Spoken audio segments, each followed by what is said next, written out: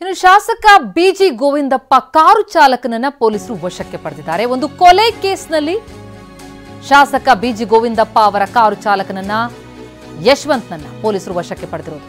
Hosadurga Congress MLA busy Govindappa ಅವರ ಚಾಲಕ ವಿವಾಹಿತೆ ಗಾಯತ್ರಿ ಜೊತೆ ಯಶವಂತ್ ಅಕ್ರಮ ಸಂಬಂಧ ಹೊಂದಿದ್ದ. ಅಕ್ರಮ ಸಂಬಂಧಕ್ಕೆ ಗಾಯತ್ರಿ ಪತಿ ಅಡ್ಡಿಯಾಗಿದ್ದಕ್ಕೆ ಕೊಲೆ ಮಾಡಿದ್ದ. ಮಾರ್ಚ್ 17ರಂದು ಜಾನ್ಕಲ್ ಗ್ರಾಮದ ಪ್ರಸನ್ನ ನಾಪತ್ತೆಯಾಗಿರ್ತಾರೆ. ಜುಲೈ 20ರಂದು ಚಿಕ್ಕಮಗಳೂರು ಬಳಿ ಪ್ರಸನ್ನ ಅವರ ಶವ ಪತ್ತೆಯಾಗುತ್ತೆ. ಕೊಲೆ ಮಾಡಿ ಪ್ರಸನ್ನ ಅವರನ್ನ ಲಿಂಗದಳ್ಳಿ ಬಳಿ ಅರಣ್ಯದಲ್ಲಿ ಎಸ್ದು ಹೋಗಿದ್ರು ಅನ್ನುವಂತಹ ಮಾಹಿತಿ ಲಭ್ಯ ಆಗುತ್ತೆ.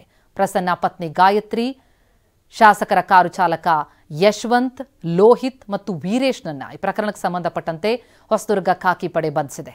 ಚಾಲಕ ಯಶವಂತ್ ಸೇರಿ 4ವರನ್ನ ಖಾಕಿ ಪಡೆ ವಶಕ್ಕೆ ಪಡೆದಿದ್ದು ಲಿಂಗದಳ್ಳಿ ಹೊಸದುರ್ಗ ಠಾಣೆಯಲ್ಲಿ ಈ ಬಗ್ಗೆ ಪ್ರಕರಣ ದಾಖಲಾಗಿದೆ.